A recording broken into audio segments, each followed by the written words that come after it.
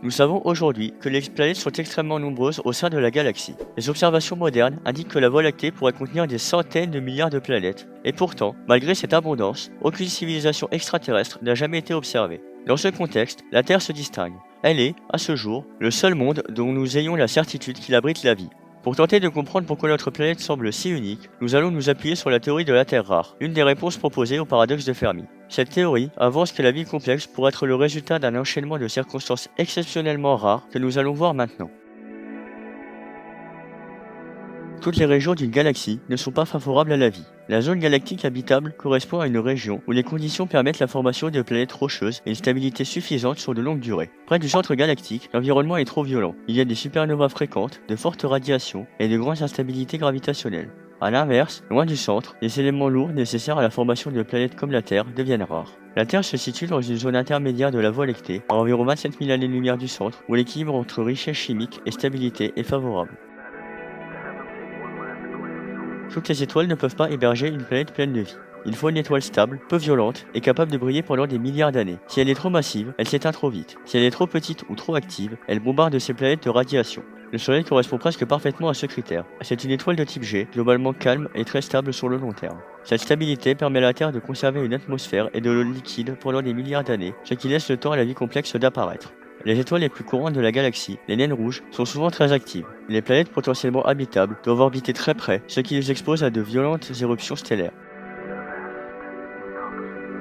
La Terre ne flotte pas seule autour du Soleil. Elle fait partie d'un système planétaire assez complexe. La présence de planètes géantes, Jupiter et Saturne, joue un rôle clé. Leurs énormes masses perturbent les orbites des comètes et des astéroïdes. Ces perturbations ont un double effet. D'un côté, elles ont probablement favorisé l'apport d'eau et de molécules organiques sur la Terre primitive. De l'autre, elles agissent comme un bouclier gravitationnel, détournant une partie des impacts catastrophiques qui auraient pu empêcher la vie de se développer durablement. Un système trop simple ne serait pas assez actif pour voir émerger la vie. Au contraire, un système trop chaotique rendrait les orbites instables et les collisions trop fréquentes. Le nôtre a atteint un bon équilibre, assez dynamique pour nourrir la planète, mais suffisamment stable pour lui laisser le temps d'évoluer.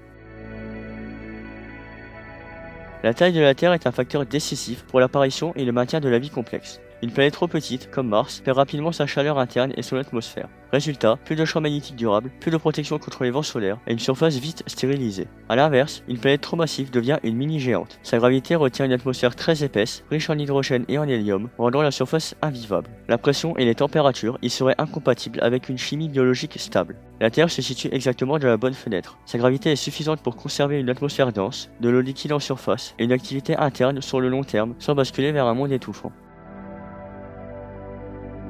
La Terre est unique dans le système solaire par la taille relative de sa Lune.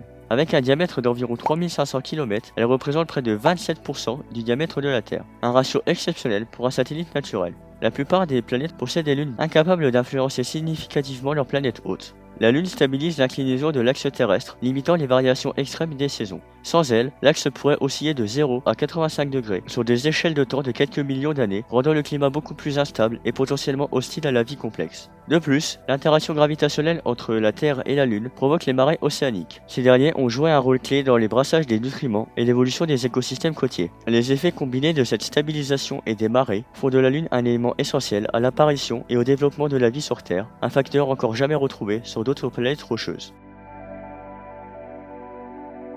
Pour finir, la Terre se distingue également par sa tectonique des plaques actives. La croûte terrestre est fractionnée en plusieurs plaques rigides qui flottent sur un manteau rocheux semi-fluide.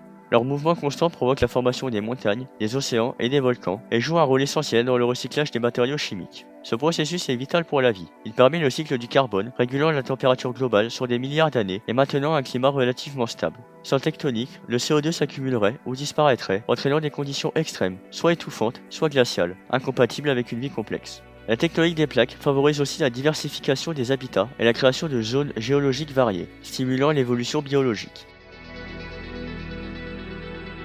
Ainsi, la Terre, peut-être la seule planète habitée de l'univers, est unique sur plein d'aspects. Son emplacement dans la Voie lactée, son soleil stable, son système planétaire complexe, sa taille idéale, sa lune massive et sa tectonique des plaques font d'elle un monde rare. Ces caractéristiques ne sont pas impossibles individuellement, mais leur combinaison multiplie la rareté de la planète et rend son existence très peu probable ailleurs. Cette idée de la Terre rare pourrait expliquer pourquoi nous n'avons détecté aucune civilisation avancée, malgré les milliards de planètes que compte la galaxie.